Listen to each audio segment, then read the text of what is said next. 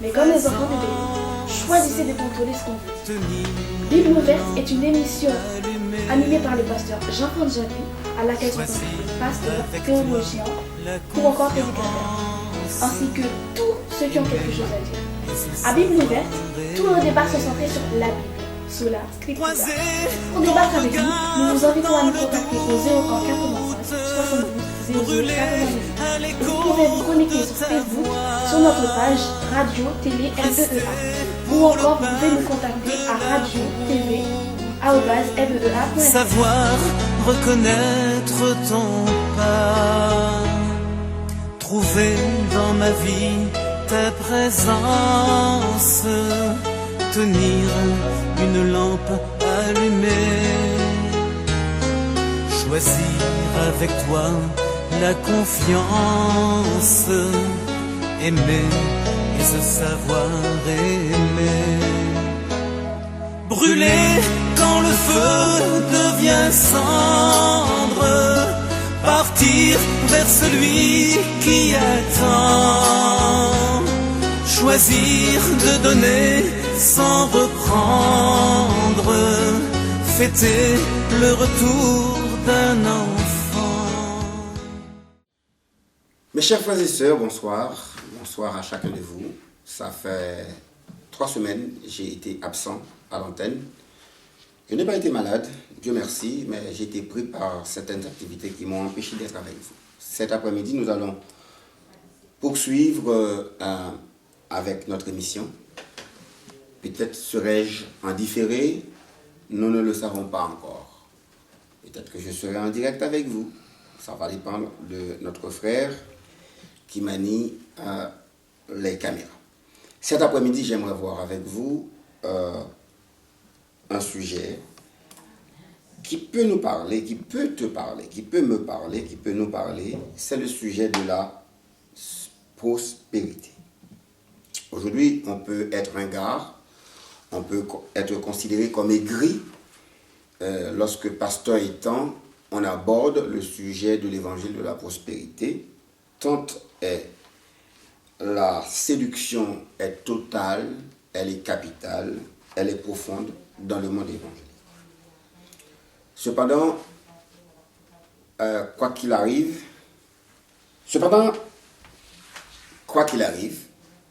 il est de notre devoir de pouvoir exposer la vérité biblique telle que le Seigneur l'a lui-même exposée. La Bible a déclaré, est-ce que lorsque Jésus reviendra, est-ce qu'il trouvera encore de la foi sur cette terre? C'est une prophétie qui est en train de s'accomplir à vitesse grand V dans chaque pays, dans chaque continent, dans chaque territoire, dans chaque église, dans chaque mission. Ce phénomène de la falsification de l'évangile est en train de s'opérer de manière rapide. L'esprit des hommes est tellement collé à la capacité de devenir riche qui fait que c'est un terreau fertile pour le raisonnement, pour la propagation de l'évangile de prospérité. J'aimerais nous donner 5 bonnes raisons qui font le succès de cet évangile de prospérité. Je dis bien prospérité. Mais avant tout, laissez-moi vous dire que le monde, avec l'esprit de convoitise et de richesse, loin d'être rejeté, s'est hélas infiltré dans les églises à travers cet évangile de prospérité. Quel est leur slogan? Quel est le slogan? Quel est leur credo? Quel est le postulat? C'est cette phrase très facile, très simple. Sers Dieu et tu deviendras riche. Servez mon Dieu ou riche. Pour les gens qui parlent créole, c'est ça qui fait autant le ministère pastoral vient tellement caricatural chaque fois, il va parler d'un pasteur, il va parler d'un business. Chaque fois, d'ailleurs, pour vous qui êtes haïtiens, vous connaissez l'histoire du pasteur Blasé. Vous avez tellement d'exemples de pasteurs, soi-disant, entre guillemets, qui jouent avec l'économie des fidèles. Aujourd'hui, en tout cas, l'évangile devient sans odeur, sans goût dans la bouche de plus d'un. Ce slogan est « Sers Dieu et tu deviendras riche ». C'est un slogan soigneusement élaboré, mais ce slogan est caché derrière une hérésie. Je me rappelle, il n'y a pas très longtemps, je faisais une étude à l'église. Une sœur s'est estomaquée à cette idée que j'ai développée que lorsque vous avez 50 ans, 60 ans, pensez pas à la richesse. Ne vous approchez pas à la richesse, même si vous étiez jeune. La sœur de me répondre, pasteur, je suis triste car si toi qui nous guides, toi qui nous enseignes, tu nous dis que nous n'allons pas devenir riches, sachant que tu es notre modèle, sachant que tu es notre reflet, et cette tristesse m'envahit parce que si toi tu ne deviendras pas riche, j'ai comme l'impression que moi non plus je ne deviendrai pas riche. J'ai compris alors comment cette idée a pénétré l'esprit des frères et des sœurs de l'Église, parce qu'ils pensent vraiment que servir Dieu a un seul horizon, celui de devenir riche. Je ne suis pas en train de dire, nous allons voir les textes plus tard, que Dieu appelle toutes celles et ceux qui le servent à devenir pauvres ou à rester dans une certaine médiocrité, dans une certaine pauvreté. Et d'ailleurs, je pense vous l'avoir déjà dit, je ne suis pas d'accord avec ce chant qui nous dit « Ici-bas, me satisfait avec un petit caille, avec mes biens que Jésus cabaye. Dans la ville céleste là, c'est là nous gagnons royaume. » Je veux bien, et je l'accepte volontiers, que notre demeure, notre grande demeure, est avec Dieu, là où nous allons nous réjouir de manière éternelle, où nous n'aurons plus de maladies, nous n'aurons plus de besoins.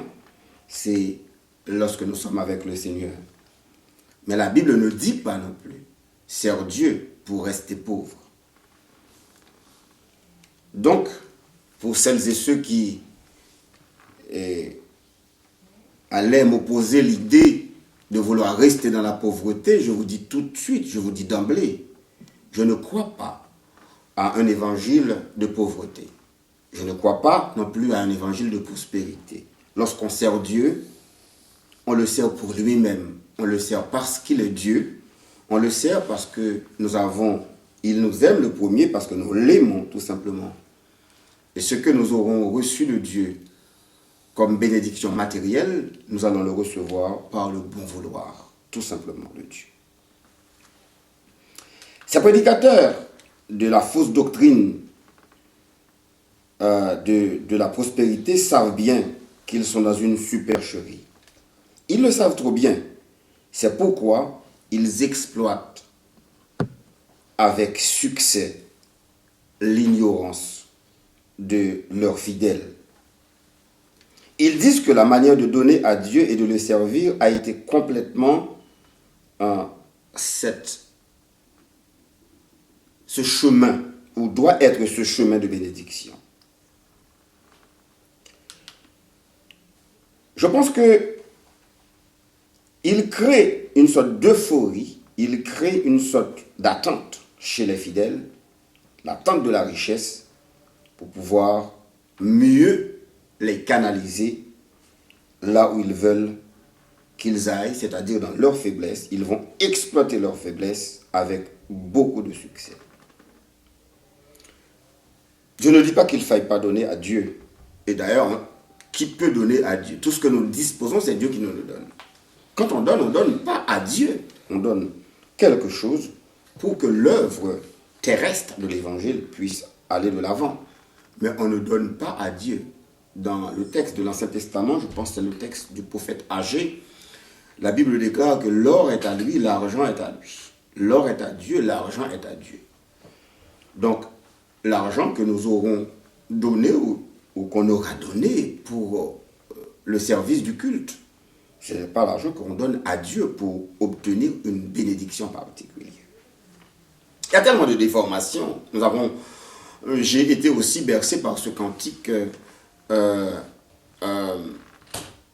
l'heure de l'offrande dans mon église, lorsqu'on chantait « Ça nous baille dans l'offrande, nous baille pour Jésus. Ça nous baille dans l'offrande, nous baille pour Jésus. Baille là-bas ou là-haut. » Vous voyez, ce sont des pensées théologiques mal fondées, mal formées, mal formulées, et qui, en tout cas, ont ouvert la voie à ces faussaires, à ces promoteurs de l'évangile de la prospérité. Je sais que je ne me ferai pas beaucoup d'amis, mais tant pis.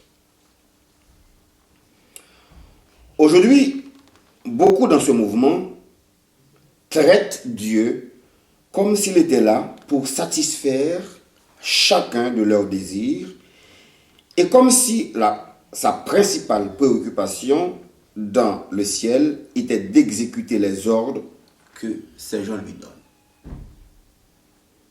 Dieu n'est pas là pour ça, il est autre chose. Tout cela nous mène à réfléchir sur un mot qu'on appelle la convoitise. Derrière ce mot, nous avons un mobile caché. Le mobile qui est caché derrière cette convoitise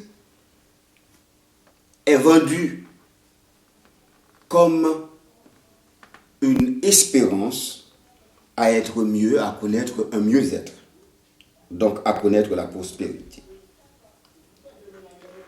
Et j'ai envie de vous dire que la doctrine de l'évangile de prospérité est à considérer comme cette doctrine qui est semblable à la vente des indulgences dans l'Église catholique. Elle affirme que plus que vous donnez de l'argent, plus Dieu bénira vos finances en vous accordant de biens matériels ou spirituels. La vérité est que ce message est un surmoyen pour ces propagateurs de ramasser pour eux-mêmes de grosses sommes d'argent, ce qui leur permet de vivre dans l'opulence. Plus que vous donnez, alors c'est alors plus que vous allez recevoir de la part de Dieu dans vos finances.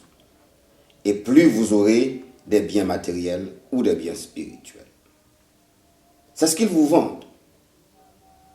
Sous le prétexte que Jésus désire que nous soyons riches et prospères, ils excitent la convoitise dans le cœur des auditeurs, ce qui est ici une pure idolâtrie. Si vous donnez dans le seul but de recevoir de l'argent ou d'autres bénédictions, comme le suggèrent fortement tous ces prédicateurs de la prospérité, eh bien, vous êtes dans une mauvaise voie. Je vais reprendre pour vous. Je vais vous dire ceci. Si donner dans le seul but de recevoir de l'argent ou de bénédictions, comme le suggèrent ces prédicateurs de la prospérité, était vraiment le moyen divin pour devenir prospère, alors il y a une question à se poser. Pourquoi eux-mêmes, ils ne le font pas avant? Pourquoi eux-mêmes, ils ne donnent pas tout ce qu'ils ont pour pouvoir devenir riches? Pourquoi ils n'investissent pas leurs grosses voitures, leurs maisons? Pourquoi ils ne donnent pas avant vous? Ils sont si altruistes que cela? pour vous dire que vous donnez, vous allez recevoir, vous allez être béni. Suivez la logique. Plus que vous donnez, c'est plus que vous allez ramasser. C'est eux qui vous le disent. Et vous, bêtement, vous croyez à cela. Vous donnez. Je connais même, je peux vous raconter plein d'histoires de celles et ceux qui ont été pris dans la nasse, qui ont donné tout ce qu'ils avaient. Et c'était quasiment sujet de divorce. Comment comprendre que je connais une vérité? Cette vérité, je la connais. Je sais que si je donne plus, je vais gagner plus. Et moi, je vous incite à donner pour que vous gagniez et moi, je ne donne pas. Vous voyez une logique dans ça? La fausseté démarre ici. Parce que si ces faux pasteurs, si ces faux bergers croyaient vraiment en leur doctrine de prospérité, c'est eux qui allaient devenir riches avant vous. D'ailleurs, ils le sont devenus. Ils le sont devenus avec votre argent. Parce que vous avez tout donné, vous avez tout investi chez eux. Eux deviennent riches. Eux vivent dans des grosses maisons. Eux voyagent de manière aisée. Et vous restez là, continuant à prier. Et la bénédiction matérielle n'arrive pas. Parfois, vous avez donné, et il y en a ceux qui tombent dans la dépression. Parce que la bénédiction n'arrive pas. Parce que ce qu'ils attendaient n'arrive pas.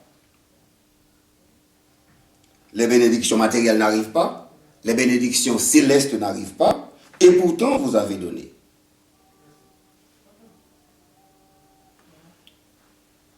Bien-aimés, s'ils savaient cela, en effet, ils ne devraient jamais demander de l'argent à qui que ce soit, mais au contraire, ils devaient donner eux-mêmes leurs propres finances.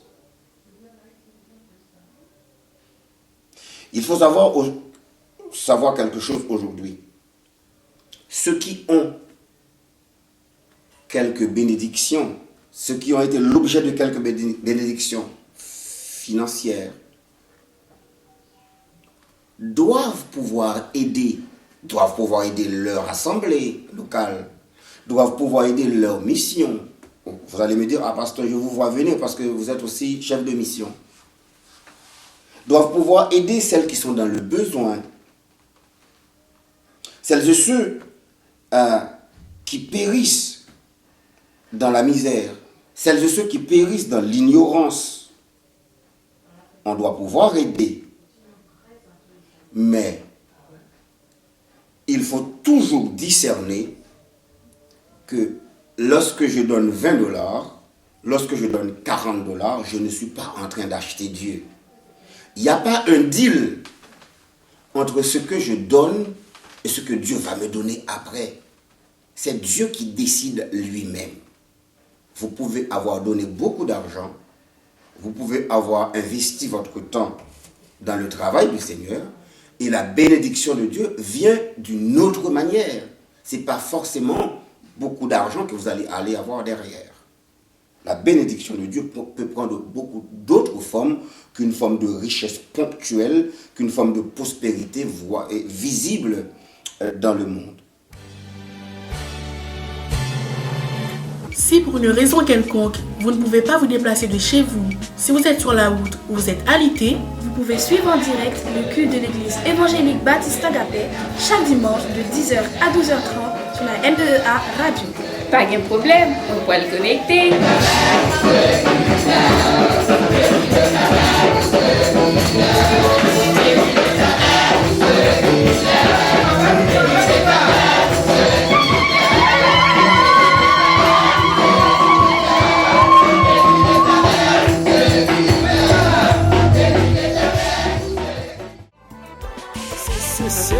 On y va. Il nous voit, il est là, toi et moi. Il nous aide, il nous gardera. Jamais il ne nous laissera. Tu es là. Un événement immortalisé, Gano Productions. Mariage, baptême, reportage de tous autres, Gano Productions. Gano Productions vous rend un travail soigné et vous offre des facilités de paiement. Vite! appelez au 06 27 31 84 70. Je répète, 06 27 31 84 70. Gano Production, partenaire de la radio MEA TV. Les hommes ont déclaré que mes jours étaient comptés. Les hommes ont déclaré que ma vie allait s'arrêter. Mais rien ni personne. Suivez le résumé intelligent de l'actualité de la semaine sur MEA Radio TV avec Focus Plus.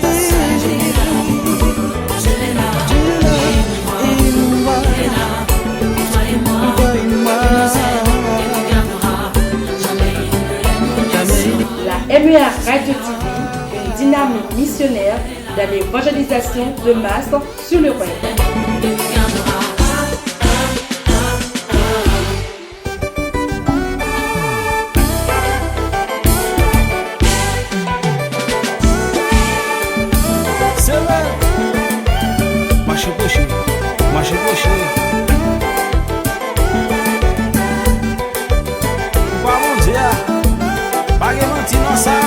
Chaque dimanche de 14h à 16h30, suivez l'émission AAL avec le pasteur Jean-François Carole. AAL, atmosphère, adoration et louange sur le www.missionmea.com, rubrique MEA Radio.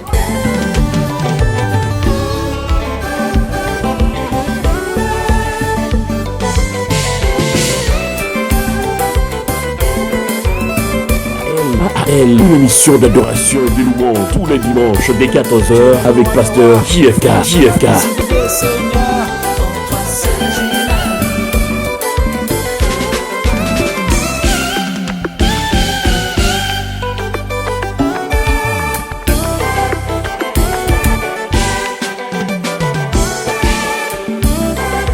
C'est vrai, toujours pour Jésus, oui.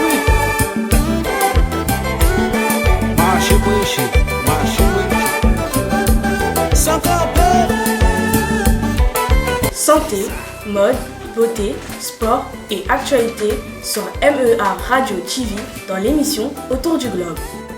De la mort tu m'as sauvé et tu m'as libéré, Seigneur. Sur la MEA Radio TV, MEA Radio TV, tous les samedis, santé, mode, beauté, sport et actualité de la revue de presse Autour du Globe.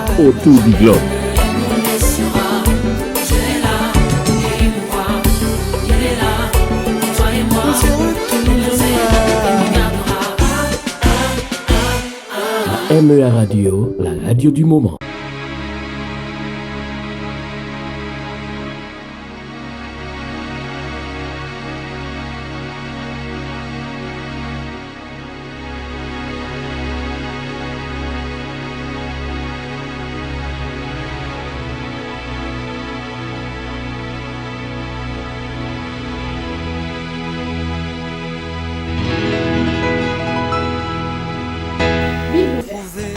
Ne laissez pas vos Bibles fermées, mais comme les enfants de Béni, choisissez de contrôler ce qu'on vous dit. Bible ouverte est une émission animée par le pasteur Jean-François Japi, à laquelle sont invités pasteurs, théologiens ou encore prédicateurs, ainsi que tous ceux qui ont quelque chose à dire. À Bible ouverte, tous nos débats sont centrés sur la Bible, sola scriptura. Pour débattre avec nous, nous vous invitons à nous contacter au 01 85 72 00 98. Vous pouvez vous connecter sur Facebook, sur notre page Radio Télé MEA, ou encore vous pouvez nous contacter à radio-tv@mea.fr. Savoir reconnaître ton pas, trouver dans ma vie ta présence, tenir une lampe allumée, choisir avec toi la confiance, aimer et se savoir aimer. Brûler quand le feu devient cendre, partir vers celui qui attend, choisir de donner sans reprendre, fêter le retour d'un enfant. On On dit que des études ont malheureusement montré que ce sont les pauvres et ceux qui sont dans le besoin qui donnent plus à ces manipulateurs.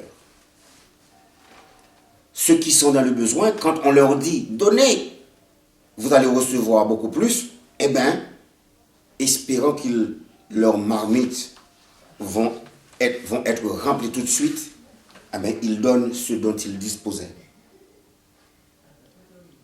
Il faut bien comprendre que ce sont les pauvres qui s'intéressent beaucoup à devenir riches.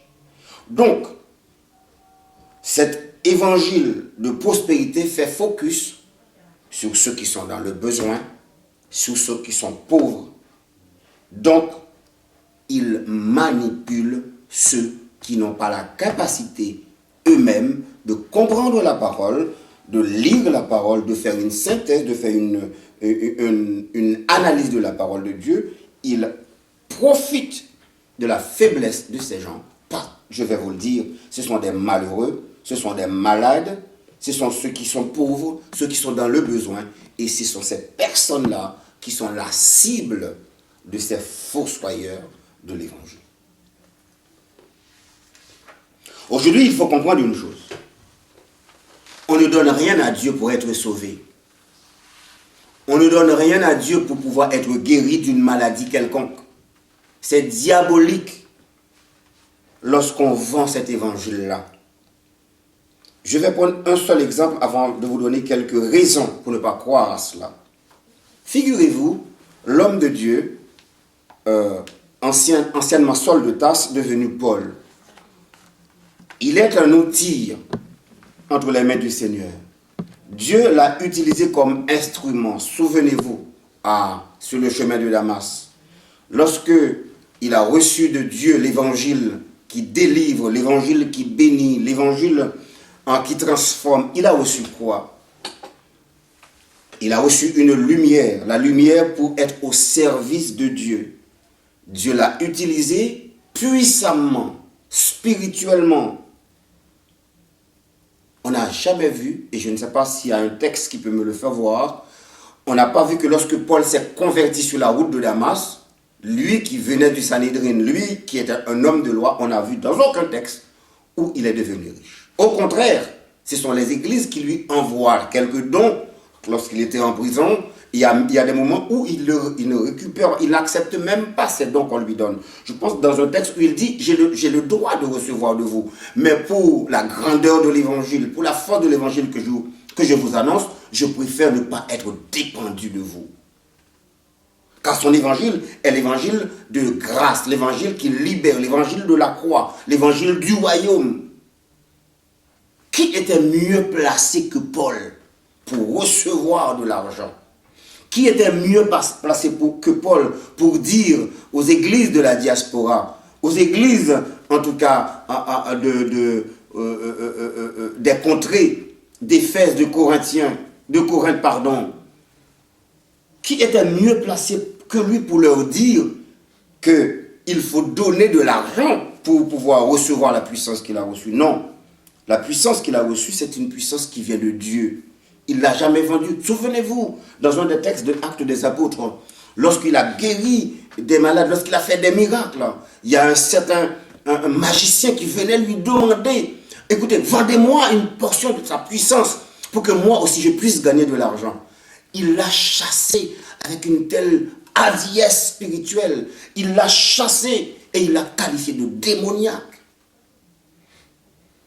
Chers frères, chères sœurs, chers pasteurs, vous qui savez, vous le savez, pour la plupart d'entre vous, ceux qui le savent, je ne mets pas dans le lot ceux qui ne le savent pas. Vous qui savez que vous êtes des manipulateurs, vous qui savez que vous manipulez les faibles, vous manipulez les malades, vous manipulez ceux qui sont dans le besoin. Si vous savez que vous le faites volontairement, il y a lieu, ce matin, peut-être en écoutant, en regardant cette vidéo, il y a lieu de vous convertir. Jean dit à ces enfants de l'Église, je veux que vous soyez prospères à tous égards, comme prospère l'état de votre âme. À Gaius. Est-ce que cette prospérité était une prospérité pour devenir riche, pour devenir une star? Où c'est écrit cela? Nulle part. Mais vous avez cette... Alors, comme on dit, c'est un peu trivial. Vous avez ce toupet de dire aux bien-aimés, de dire aux brebis que le Seigneur envoie, qu'il a lui-même sauvé et qu'il envoie à votre prêtrise. Vous avez le toupet de leur dire, quand ils donnent 50, ils vont recevoir 100. Quand ils donnent 100, ils vont recevoir 150. Quand ils donnent 1000, ils vont recevoir 10 000. Et vous savez que c'est vous qui vous enrichissez vous-même. Car depuis le temps que vous le faites, les membres de vos églises sont toujours pauvres. Ils travaillent toujours à l'usine. On est d'accord? Ils travaillent toujours, je ne sais pas, à l'hôpital. Ils font toujours les 3-8. C'est à peine s'ils arrivent à payer leurs billes, s'ils arrivent à payer leurs factures pour ceux qui sont en France. C'est à peine s'ils peuvent amener leurs enfants, leur maladie à l'hôpital général pour ceux qui sont en Haïti. Quand la maladie arrive, quand ils sont eux-mêmes tout seuls à l'hôpital général, quand ils ne peuvent pas payer un hôpital privé pour aller se faire soigner, que dites-vous de l'argent que vous avez récupéré d'eux? Êtes-vous là? Êtes-vous là pour leur porter secours? Quelle est donc la finitude, la finalité de votre message? Est-ce que Dieu est venu leur faire devenir plus riches? Est-ce que vous n'avez pas peur de ce jugement, du jugement de Dieu? Vous avez dit à un groupe de personnes, pendant 15 ans, pendant 20 ans, ils deviendront riches. Vous leur direz qu'ils sont fils du roi, ils sont des rois, ils sont des princes. Et chaque jour, ils viennent dans vos églises en prenant le train, en prenant le métro. Il y en a même qui n'arrivent même pas à s'acheter une voiture. Et vous arrivez en limousine. Et vous arrivez avec des personnes qui essuient vos visages. Vous arrivez avec une équipe qui porte vos sacs. N'avez-vous pas honte de continuer à prêcher cet évangile? Je ne peux pas. Vous voyez, j'ai beaucoup de gêne à mettre en lien l'évangile, et je n'ai pas envie de parler de l'évangile démoniaque, mais parce que l'évangile, c'est une bonne nouvelle. Quel esprit vous porte? Pourquoi vous le faites? Je vais dire ceci de plus, dans ces milieux où l'enseignement de la parole de Dieu est dénaturé, il est commun d'entendre que tous ceux qui veulent vivre pour Christ ont la garantie du succès, ont la garantie de la richesse dans ce monde, ainsi que celles qui veulent être honorées des hommes donnent. Vous dites à ceux qui veulent vivre pour Christ, ils ont la garantie du succès. Ils ont une garantie, vraiment. Ils ont la garantie de votre propre succès. Parce que c'est vous qui devenez star. C'est vous. C'est de vous dont on parle. Mais jamais d'eux. Vous dites qu'ils ont la garantie du succès et ils ont la garantie de la richesse dans ce monde. Et ils seront honorés des hommes. Vous avez 700 personnes dans votre église. Elles sont honorées des hommes. Elles ont le succès dans ce monde. Elles ont de l'argent. Ils vivent comme vous. Je ne le crois pas. À certain moment, vous êtes en train de faire Dieu menteur. Pour ceux qui ont mal cru, je veux dire. Parce que vous savez que vous êtes prophète de malheur, vous savez que vous êtes prophète de désespérance, vous savez que avec ces prédications, dans un premier temps, vous ramassez au maximum, mais il y a des gens qui vont mourir dans la dépression. Des gens qui vont renier l'évangile. Des gens qui vont quitter l'église. Des gens qui ne vont pas accepter le message de Jésus Parce qu'aujourd'hui, à partir du moment qu'on parle de pasteur, à partir du moment qu'on parle d'église, on a comme seul référent, on a comme seule réponse, comme seule réplique, vous êtes tous des magouilleurs. Vous êtes tous des vendeurs. Vous avez falsifié la parole de Dieu et vous mettez tous les pasteurs dans la honte. Et moi, je n'ai pas envie de vivre dans cette honte avec vous. J'ai mes autres péchés, comme tout le monde, pour lesquels je dois demander pardon, pour lesquels j'ai conscience qu'il me faut une intervention de Dieu.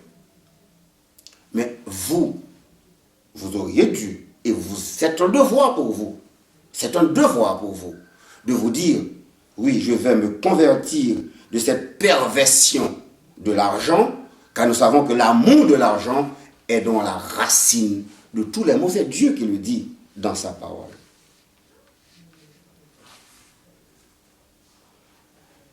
Avec un tel enseignement,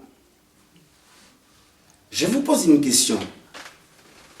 Mais oui, sers Dieu et tu seras riche. C'est pour cela que les églises sont remplies. Mais pour combien de temps? Quel est donc leur Dieu?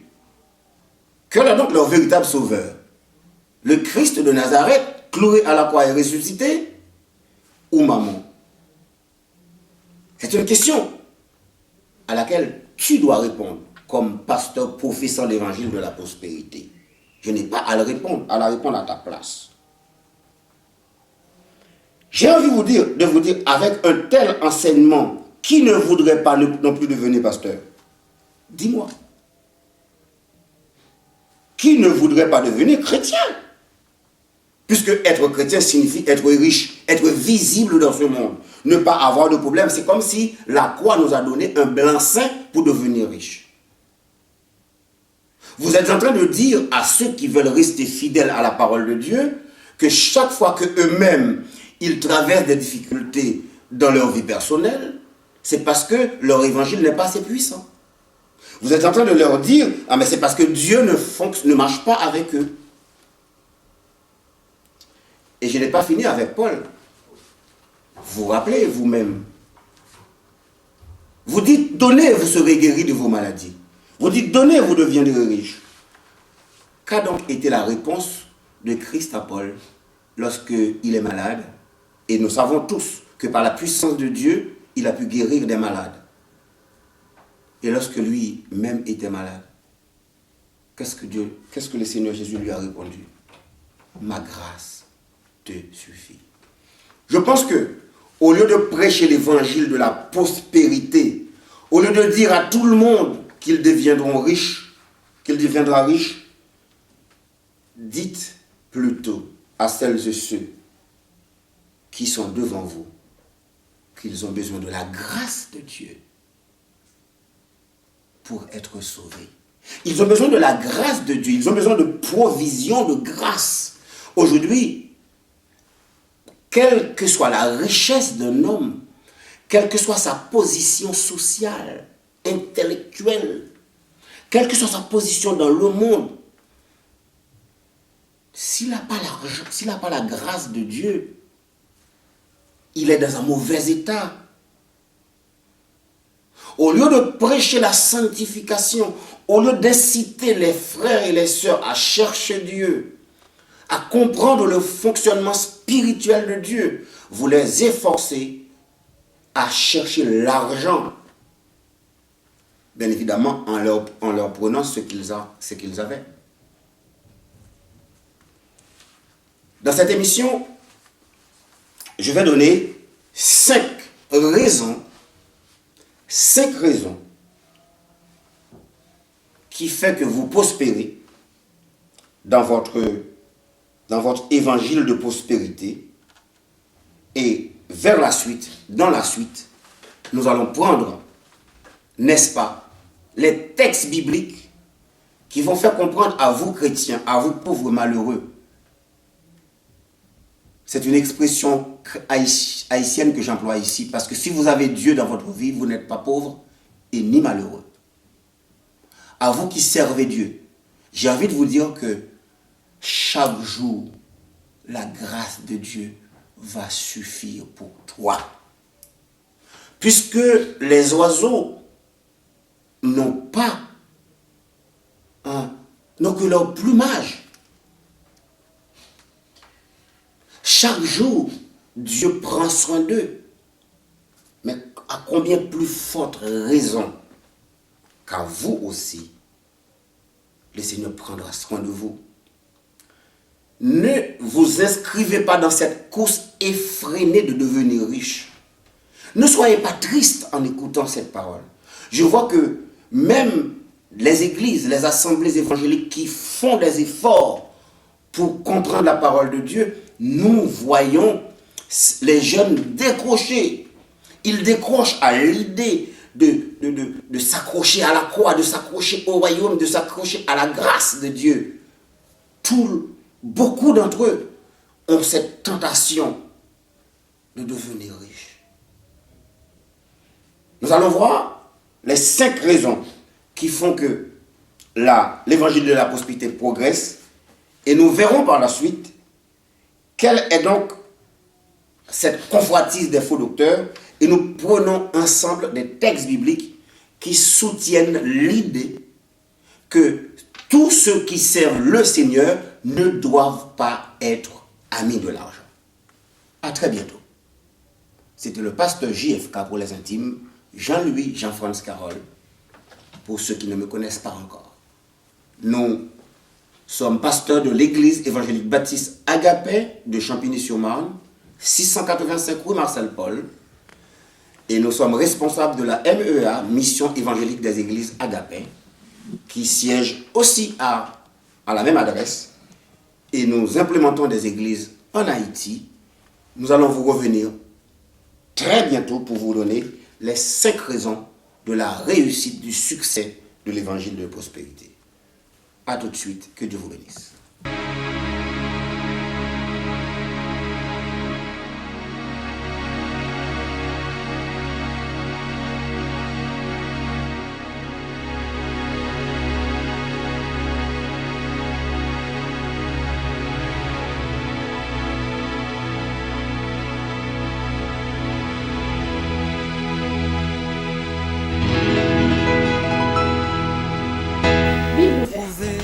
Ne laissez pas vos Bibles fermées, mais comme les enfants de béni, choisissez de contrôler ce qu'on vous dit.